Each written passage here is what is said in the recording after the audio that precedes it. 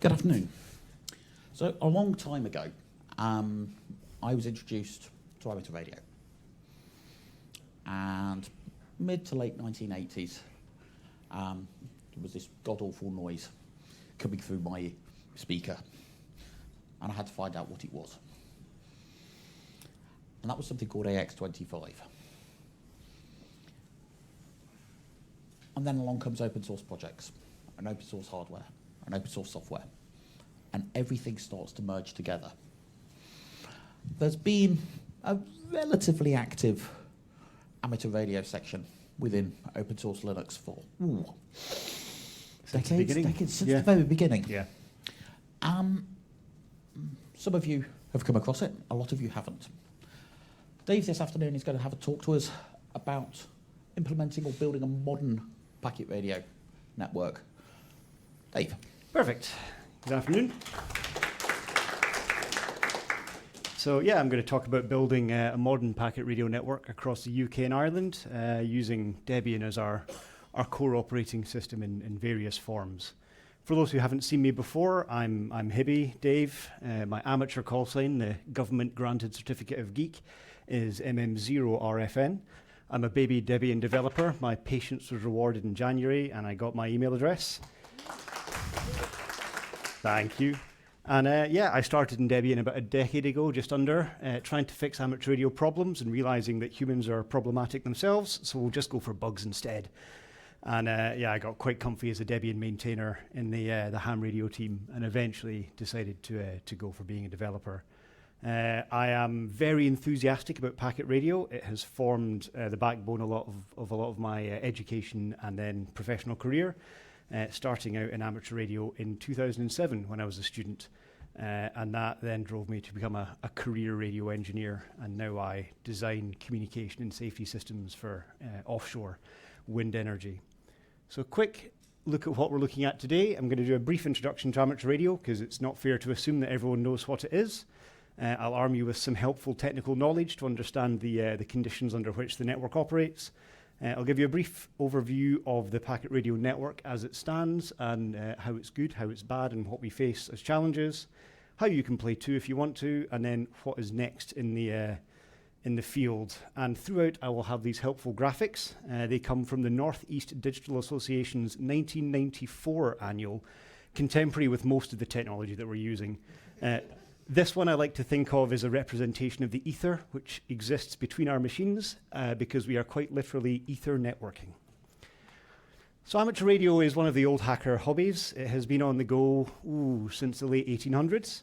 Radio amateurs have a license to experiment on the radio frequency spectrum. We have access to multiple radio bands, which each have different experimental potentials and ways to play with them. They extend from the long wave bands, 135 kilohertz, right down at submarine frequencies, right up to impossible microwave frequencies, 250 gigahertz and beyond into the light waves. The most attainable bands for everyone really are 1.8 megahertz, 160 meter wavelength, through to 2.4 gig. And then 10 gigahertz is becoming easier as commercial equipment begins to fall off the back of a truck. The most common bands that you'll find people on are 144 megahertz, which is 2 meters, and 430 megahertz. These are the common walkie-talkie bands, as it were. They're nice, small, portable receivers usually. Every radio amateur has a license. You have to sit a government exam, which is a bit of a barrier to entry, but we do try and make the licenses fairly easy. And one thing that you keep in mind throughout this is that on the amateur bands, whatever we do, encryption is not allowed. We have a predisposition towards experimentation and sharing in the open. It's a hobby that's built out of a range of sub-activities. My favorite, as you can see here, is creating very lightweight radio stations, climbing mountains and talking to strangers in different countries. In this instance, I was actually talking to Ian Learmonth, who is another Debian developer, who was in Aberdeen about 10 miles away. Having spent my day speaking to people in Germany and Greece and the US, I had to get a bit more reception to get into him.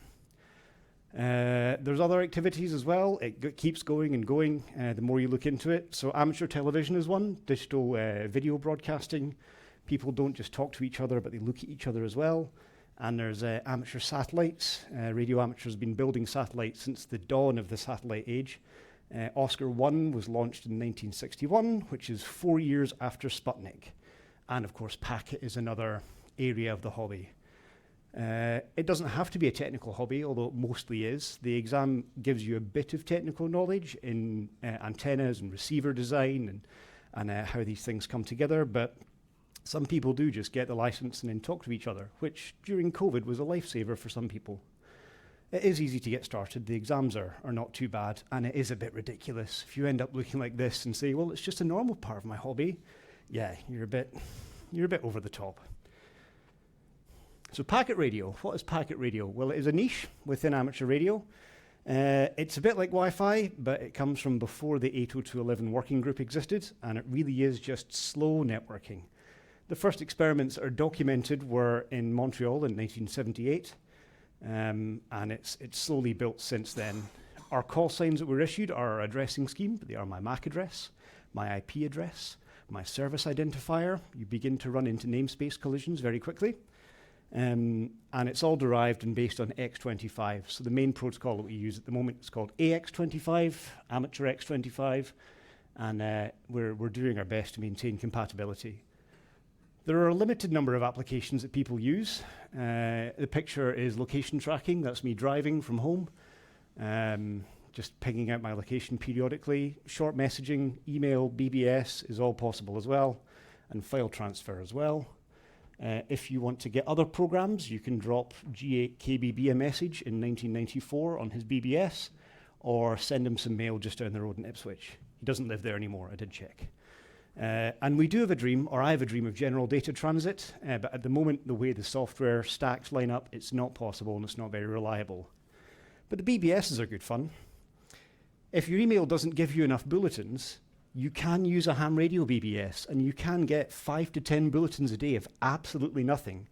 No personal messages, nothing of value transmitted, just the same stuff that's been going around since the 1990s. This guy in particular, who's in Buenos Aires, sends out every couple of days the Linux Today headlines. The content is thrilling.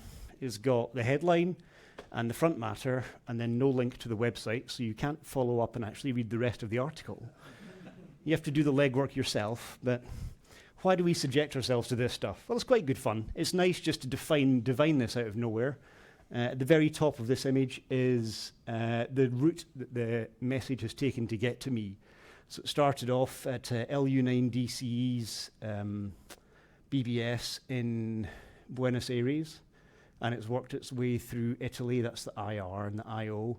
And the PI, well, it's made its way to the Netherlands, and then for no reason whatsoever, it's gone back to the US.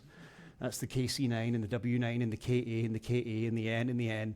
Then the very top one is GB7CQV, who's about 10 miles down the road from me. And then it's ended up in my house. So we get to see where all these things come from, and it's quite entertaining. It is a complete stack. This is a rough representation of what it looked like in the 90s, and it still looks like this now. You as a user can control and build every part of the hardware you use. Back in the day, it was based around a thing called a TNC, a terminal node controller, and that's roughly equivalent to a standalone NOS device, a standalone network operating system. Phil Karn, KA9Q, made a common NOS for MS-DOS that was in use by the dial-up provider Demon here in the UK until 1995. Amateurs, again, have been everywhere. Each part is interchangeable. So the antenna at the top, well, I've got a big 2-meter stick in top of my house that my partner absolutely loves. It doesn't have to be like that. It could be long and pointy, or it could be smaller and more compact or handheld. The radio can be swapped out for different models of radio, different bands, different frequencies. The TNC can be swapped out for different modems now, essentially. And of course, computers got better. It's not very OSI. It comes from a time before we had the OSI stack, so things kind of exist somewhere between layer 2 and layer 4, just haphazardly. But yeah, everything is changing. The TNC is now software. It's just a modem, and everything happens in the computer. There's a Linux native stack that's built in the kernel and that we ship in Debian. And there's a custom system called BPQ that is more commonly used. The modem is software. In Debian, we ship Direwolf. And there's also Sound Modem as well, which is contemporary with the 1994 equipment. Radios are now software. Software-defined radio has been a big change that no one can afford to get into yet. But there's the USRP devices and more conventionally the flex radio devices that pretend to be regular radios but cost a lot more money.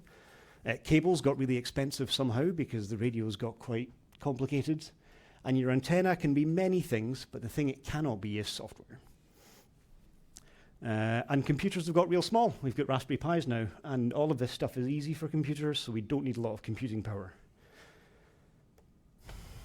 We have three main categories of link. We've got quite low-speed links. They're about 300 baud, so blistering pace across continents. And they exist in the HF bands from 1 megahertz to 30 meg. They're quite narrow bandwidth, and they're very big size of equipment. My smallest viable HF antenna is this one, which folds out, and it keeps going and going. And this one's 5 meters long, and it's the smallest one I travel with, but I do have one that's 80 meters of wire. Again, my other half loves that one.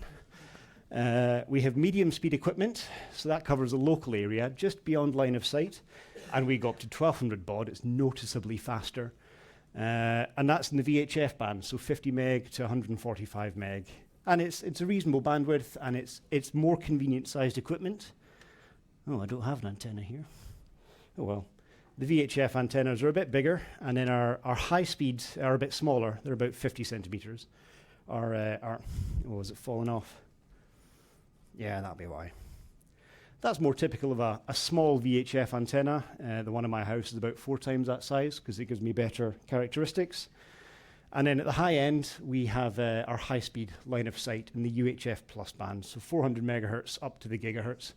And we're seeing 9600 baud and even in some cases 19.2 kilobaud these days. It's real fast.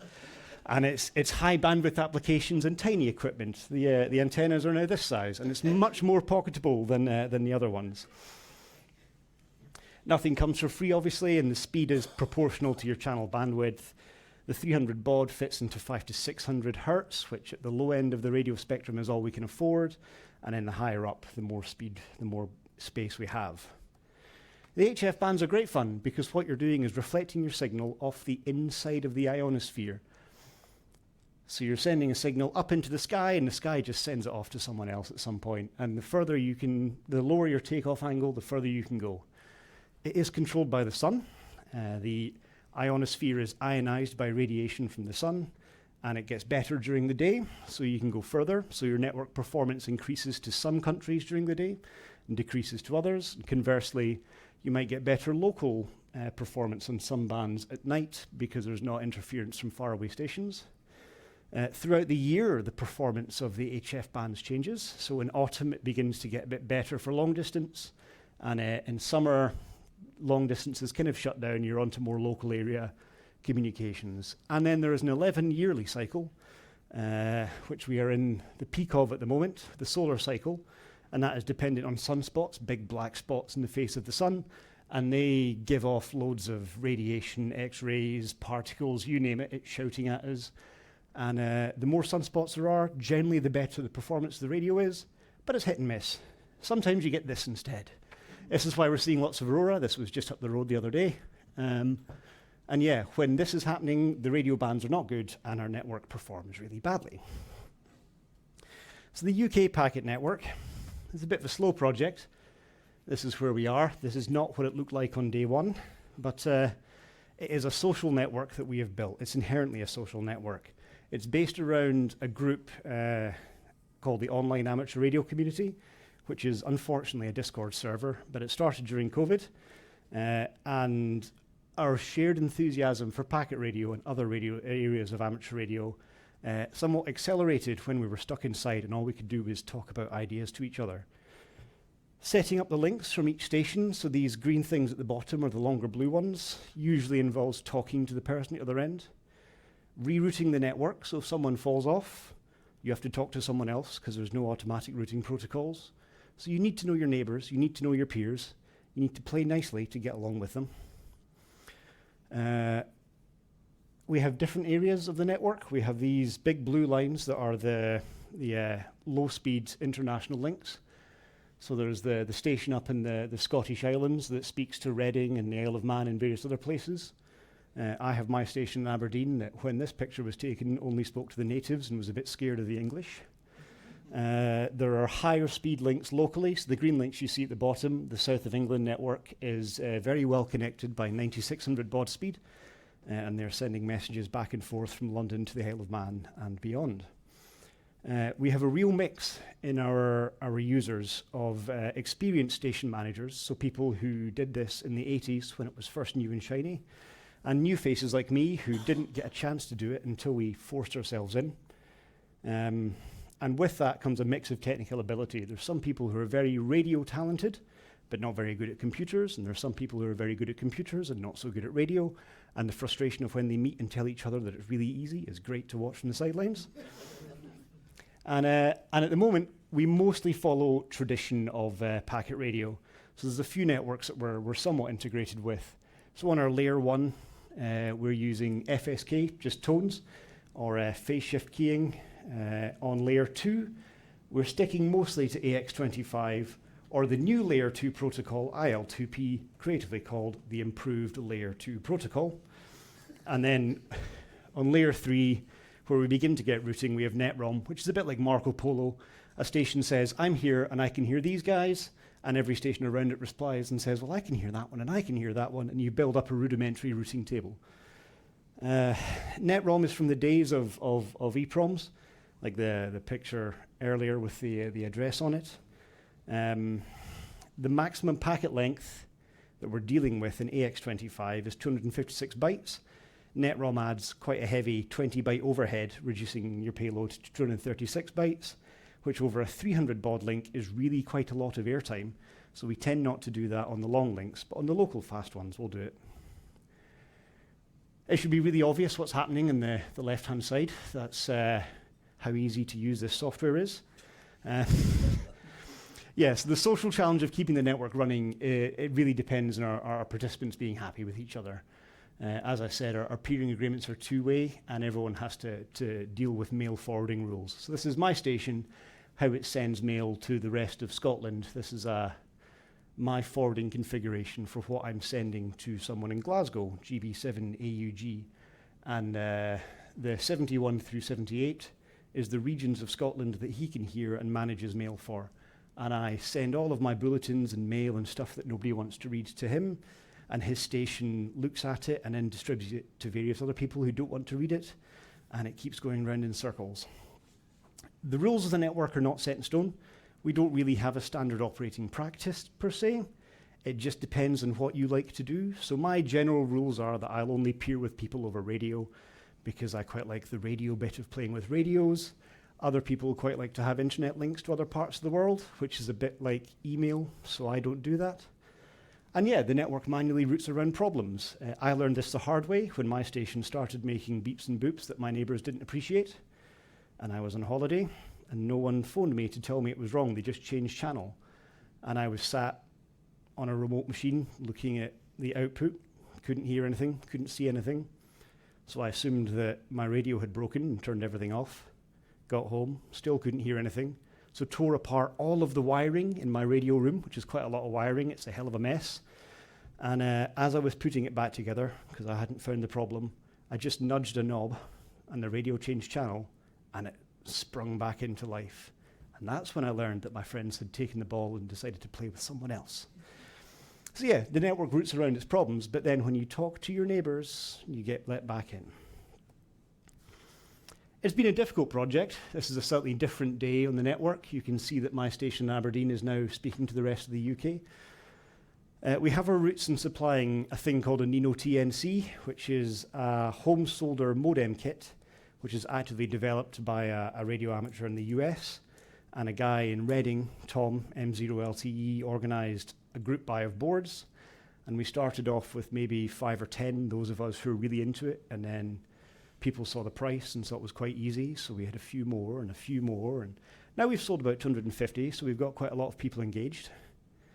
So we've got some hardware, but what next?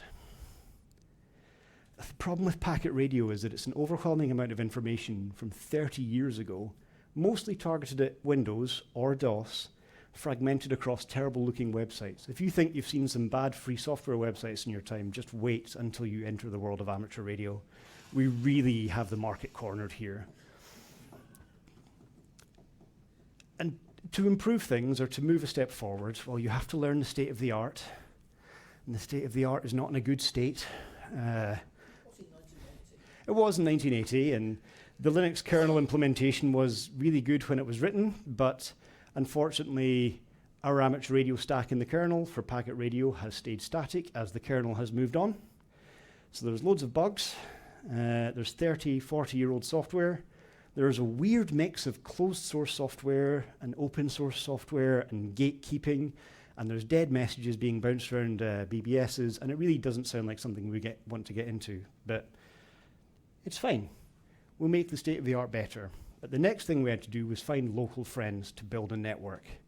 And that required some of us to pop up stations. And to pop up permanent stations in the UK, we had to understand radio law. And radio law is a great place to debate and argue and fall out with your friends you've just made. But essentially, the way it used to be is that you had to apply to the Radio Society for Great Britain, who then applied to Ofcom on your behalf for permission to set up a radio station that was permanently on. And then they would come back and say, how long is the cable from your antenna to your radio, and is that the right power you're putting out? And it became a great argument over email, and no one really enjoyed it. So we all fell out, took our balls, and played in different gardens, and eventually someone had the great idea of having a grown-up conversation with the regulator. And the law changed a little bit, and we got a bit more freedom and a bit more channel space to play in, a bit better documentation, understanding of the process.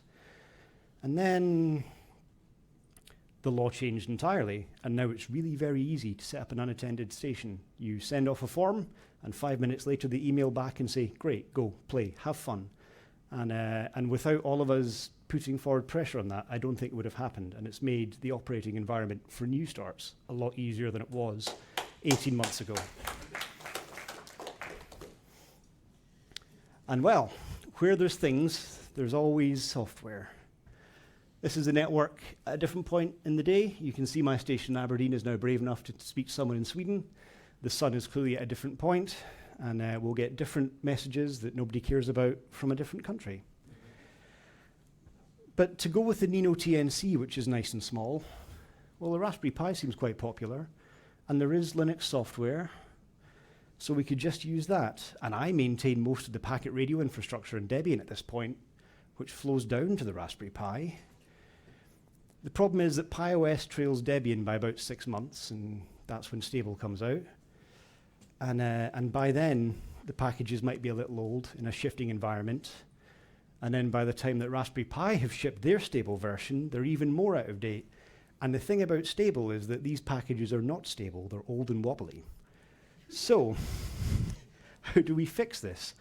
Well, I don't know, like all of the software is old and fiddly, and people are running their own stacks that are just distributed as binaries off of groups.io or someone's website, or it's weird, and free software it turns out really hard for people to get their head around. The nano etc ax25.conf is really not a valid option for most of the people that were joining us. So I thought, we'll document it. And we put all the information in a wiki. It turns out wikis are hard, and people don't read wikis. And then I started writing a website using MKDocs that is a guide and a beginner's guide and lots of information. And that's great, but new starts don't want to read lots of words. They just want to sit down and play. And unfortunately, the best way to sit down and play is ask questions on Discord. And Discord is a nightmare. It eats everything that you say, and it doesn't return it in a helpful, searchable manner, and it hides it from the rest of the internet. And every conversation and discovery and idea and thought that you've ever had gets lost there. And the wheel keeps getting reinvented. It's where the community is, but it's not a good place for the community to be. And then direct people to the author's documentation. Well, that's great, but most authors just want to write software, and their documentation is really slim. So the circle comes back around to me to write a coherent guide. So we're now at the stage that I'm thinking about video introductions, because people might actually watch that or skip to the bit they care about. But documenting Linux for newbies seems to be really difficult, and it's a problem that we have all across free software and Linux, not just in packet radio. But I have been having great fun writing a coherent guide that tells you how to get from A to B. and use a GUI tool to edit files in etc and what to do and what the pitfalls are, because I've been so long in the use Vim to edit this cycle that it's nice to see what happens outside that. Then I had a really good idea. I'm not sure it's a good idea. I started a private repo. Hibby's packet radio repo has proved to be an idea that's brought me a lot of work. I thought I would abuse my hobby of packaging software, building software for other people's good to help new starts get into using more modern tooling. So yeah, the first set of instructions were just wget repo.list to etc app sources list.d and just copy my GPG key there. That's fine. But to most people, those are the ramblings of an unhinged madman. You just can't do that. Curl pipe bash, you'll just do it. Trying to avoid that at all costs. Someone else wrote that script for me. So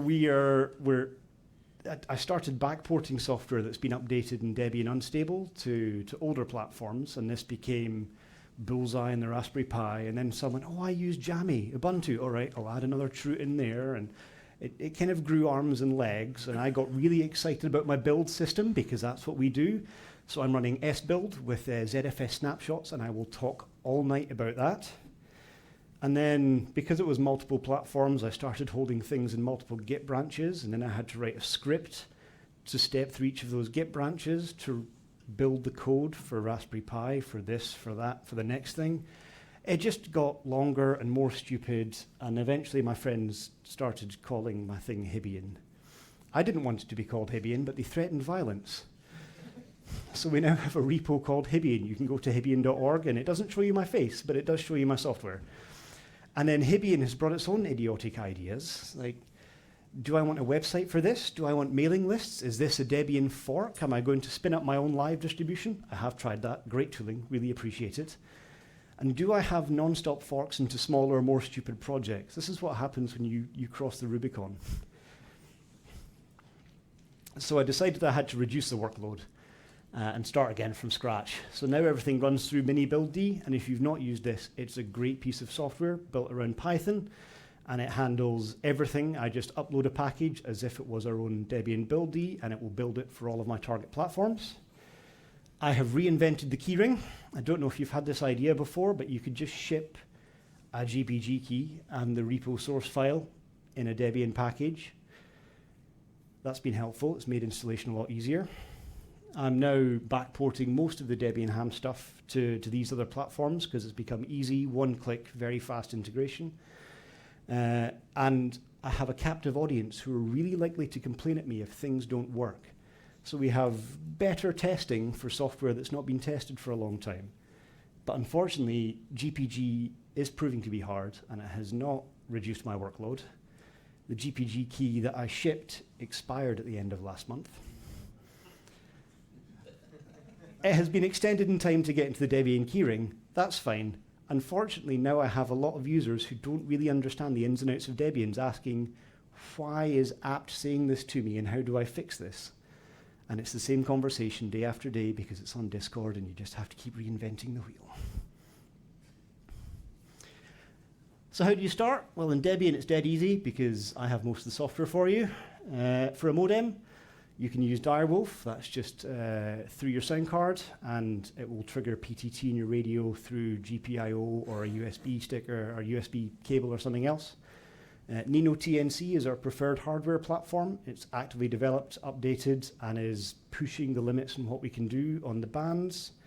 We have tiny LoRa units. LoRa is an alternative radio technology, and they are this size, which is much more compact than even this slightly small thing. And they are 10, 15 pounds off AliExpress. The enumerate is Bluetooth, so you can have a Bluetooth modem, so you can do radio between your computer and your modem before the modem does audio to your radio to then do radio to transmit data to other people. Be careful though, some of them are Bluetooth LE, do not trust their lies. And there's other sound modem applications as well. Qt sound modem is one that I maintain in Hibbian. Still don't like it. You have to have a terminal to be able to access things. AXCall is a classic one in the Linux stack, and there is an alternative called linpack. and both those are in our repos. And then I separately maintain Qt term TCP, which is a terminal that supports TCP written in Qt. You have to have a node software of some variety. That is the terminal front end. Euronode is the one we ship in Debian, and FBB is the BBS that will sit behind that. And then there's the Linux kernel stack below that. And the alternative that people use, which proves to be more reliable, is BPQ. The binaries are released directly by the author, but thankfully John releases the source code as GPL3 as well. And I compile that and have an increasingly big patch set against GCC 14 build at the moment. And there's others as well. There's Xrouter maintained by Paula, which is very nice, very easy to get into using, but it isn't free software and it makes it harder for us to distribute. Computers, you can pick your favorite and just run whatever one you want. I'm enjoying weird architectures at the moment, but it's always Debian at the end of the day. And the antennas are still not software, but you can build one out of wire very easily. Where are we going next? We might as well try this IP thing. Radio amateurs have a lot of IP. We did have 44/8 and then sold some of that to Amazon. So now we're down to 12.5 million IP addresses in the 44 space. 300 baud and 1200 baud doesn't really work for IP, it's just a bit too slow, but 9600 does. It's a bit wonky in Linux. Again, the stack for this hasn't really kept up with the rest of the kernel because there's a lack of active developers. But you can use it, and you can spend 5 to 10 minutes downloading a web page over the clear, no encryption. So you can do telnet, you can do HTTP. If you feel brave, you could try and build null cipher SSH. I keep talking about this, but I've not got round to it. But yeah, IP is the next thing for us. We're not there yet, but it's beginning to work. Part of what we need here is new software. This image is contemporary with all of the software we're using. Look after your diskettes well. All of our software stacks are aging and creaking. The Linux one is, we now have, we're at the point in the kernel stack where not only is there a lack of directed maintenance, it's about to be marked as orphaned because the previous maintainer has disappeared. People do just disappear. AX25 2.2 is the most recent spec for AX25, and it was published in July 1998. It has not yet made it into the Linux kernel in a working variety. The kernel stack was a bit wobbly in 3. It was fine until 3.x. And then after 3 point something, it became wobbly. No one really knows when. It just stopped working well. So someone fixed it in 5.17, which is quite a long time. And then we saw some more improvements in 6.9 that have been backported to 6.6. But the problem is that we can't really trust what's happening in the kernel. If we try and run IP over it, Wireshark, which does have an AX25 slicer, shows a lot of packet retransmissions that we can't actually identify, whether it's the stack, the IP section, what's going over the air. There's a lot of problems in debugging that we need to bootstrap through. And then there's another problem that this is not a new hobby, and this is not new technology, and the pioneers are beginning to die. We have a nice euphemistic term called a silent keyboard, which comes from the Morse code silent key. But yeah, we have some maintainers who are beginning to pass away, and it makes it hard to get that knowledge or to get continuity. The paradigms are quite old, and they're inefficient. So our layer 2 is AX25, and AX25 has a complete connection state machine in it that's happening as well as what's happening in TCP. So there's lots of possibilities for you to clog up airspace with requests for retransmissions and data to come back again. But I do now have an audience, a critical mass of people who are actively in communication, and I do have a mechanism to push them new software. So why don't I start again? We could pull it out of kernel, re-implement it all in user space, have it in the BSDs, have it here, there, and everywhere. And someone reminded me that it is incredibly easy to suggest a perfect solution when you have no intention to implement it. So I shut up. So if the state of the art's not good, what are other people doing? We can't be the only person trying to send email to each other over radios. It's not that novel. So there's a group in the US called Tarpin who are using the same foundation that we are. on the BPQ node stack.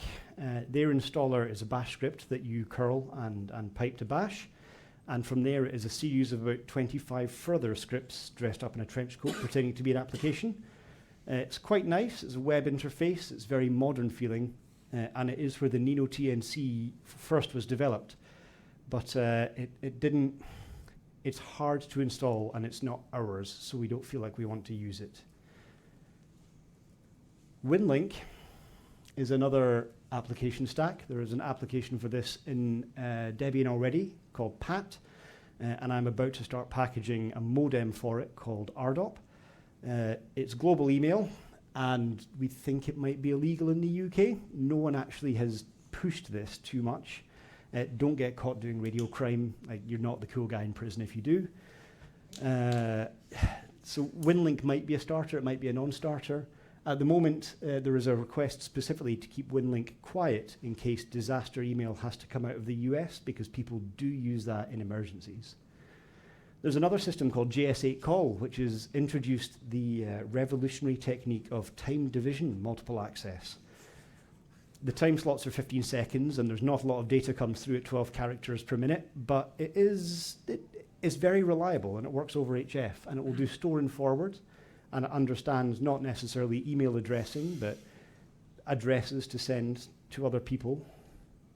And we could interlink with other networks. The position log I had at the start is APRS. That's another packet-related network. It's not specifically the packet network we're working with. It's more like UDP. They're unconnected frames, so we just send out information and don't ask if it got anywhere. And we could start using that as a more general data transport. There's a thing in fashion at the moment called Meshtastic, which doesn't require a license. It is 800 meg or 400 meg. The gear is available off eBay, AliExpress, and lots of people are very enthusiastic about it. And there's going to be more that I don't know in this field. Data transport over radio is not revolutionary, and we shouldn't be making it that hard. So how are we going to keep making it hard? Well, the Nino TNC has new firmware in it that gives us 19.2 kilobaud and is being developed in parallel with QT Sound modem and the MMDVM, multi-mode digital voice modem, to give us faster speeds at lower costs. Equipment is becoming cheaper for 300 baud and 9600 baud. The 300 baud high-frequency radios are big, bulky, heavy, and cost hundreds of pounds. They're a really high barrier to entry. And the 9600 baud radios are the same. They're much smaller, but traditionally you've had to have specific access to specific parts of the modulation circuitry to be able to get audio in and out. And that feature is a great excuse for radio companies to charge you lots of money. So we're seeing now small radios like this. This is a Chinese-made handheld walkie-talkie that comes from AliExpress or eBay. It cost me £16, and the thing that's fun about it is it has hackable firmware. And someone has managed to hack or develop a new firmware for it that cuts the turnaround time for the push-to-talk function, so I'm either sending or receiving, down to tens of milliseconds, as opposed to hundreds of milliseconds, which makes using it for sending and receiving data much easier, much more predictable. And by taking a couple of resistors off the board, you can get all of the audio that you want for 9600 baud. So all of a sudden, we have a very cheap platform to stick in a box and use as a device. And an appliance based on Debian would be quite good to ship. Take the Nino TNC or something else, and use AB partitions or something else to have a device that I can remotely update or a vendor can remotely update, and have some sort of immutable TNC or network operating system box that everyone has a common device for. Alternatively, we can just break compatibility with what we've done before. There's no reason to stick with where we are. All of these LoRa devices, this is another one, are astonishingly cheap. This was £40, and it has a GPS on board and tells my partner where I am if I'm hill climbing. And they're surprisingly good range. I've had 30, 40 miles on that. It's not reliable, but it can happen. It's not EX25, but it is still data transmission over a radio, which is kind of what we're doing at the end of the day. And there's new stuff happening as well. We could do IP over DVB over the amateur geostationary satellite. They don't want permanent stations, so we can't offer infrastructure, but we can have a play with higher bandwidth, more interesting techniques, and new things. There's a development on the go. That has been given a grant called New Packet Radio, which is broader bandwidth and effectively acts like a layer 2 bridge. You plug in Ethernet at one end, plug in Ethernet at the other, and you have transit between the 2 points on the amateur radio bands, all in the clear. Or we could just do what the Germans have done and repurpose some 2.4 gig equipment, stick an amplifier in, and have microwave point-to-point from your friends' houses to your friends' houses. The coverage map is the LoRa coverage in Glasgow at the moment on the amateur bands. You can now drive all around Glasgow and send and receive data to your heart's content, and on the odd occasion send it across the Forth from Edinburgh. If you want to get started, you can go to guide.hibbian.org and see my beginner's guide. You can always email me and ask for help. I'm more than happy to talk about radio all day long, all the time. The author of BPQ Node, QT Term, and QT Sound Modem is John Wiseman, and that is his web address. It will be on the slides as clickable links. Xrouter, the non-free option, is still very nice, is available through groups.io. Or if you just want to get started, install Direwolf, you can apt install Direwolf. And if you want to get a Nino TNC, these are the links in the various territories to pick one up. And hopefully, I will see you on a mountaintop with a radio running Debian, sending email to strangers you've never spoken to. And then, of course, the rain comes because it's rural Scotland and kills the laptop. Thank you.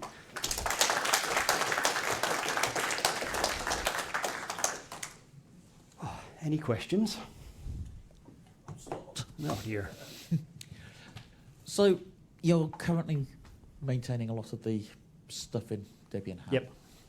How many packages is that these days? AX25 tools, AX25 apps, AX25X tools, Linpack, FBB, Euronode, some more on top of that. But those are the core at the very least. So it's not a large number of packages. And you can use the meta package, ham radio packet modes to download all of them.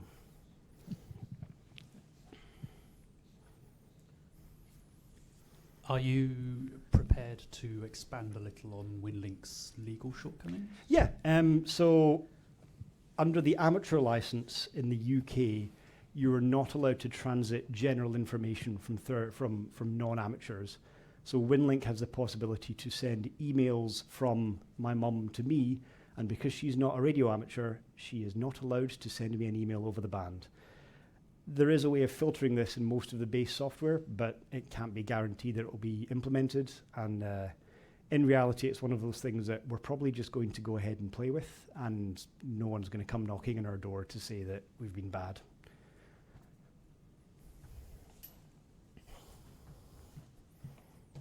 This is all thoroughly excellent. Well done. So no encryption, but are you allowed authentication? Yes. And do you? We have some authentication in some things. It'll either be DTMF one-time codes, or just one-time codes straight through the keyboard. Some people will do passwords. You can spawn a shell and just log into Bash and send your password over the clear. Wouldn't recommend that. But yeah, it's usually token-based or something along those lines. Right, and you don't have packet authentication? Message authentication, anything like that? No, most of this is developed in a time when security through obscurity seemed like a good idea. So if I connect to someone else's packet node as a different call sign, there is no checking that that is me or is not me. It is illegal to transmit as someone else without their permission, and that should be enough to keep me from doing that.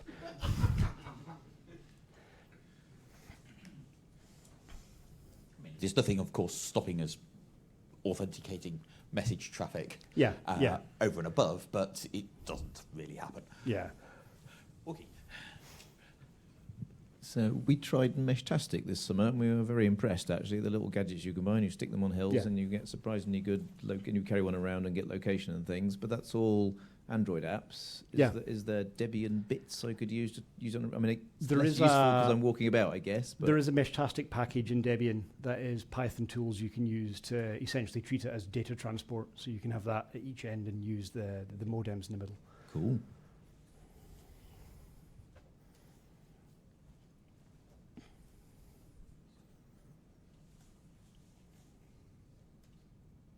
Anybody else? Time for coffee, I think. Thank you very, very much. That's been Thank a you. great talk.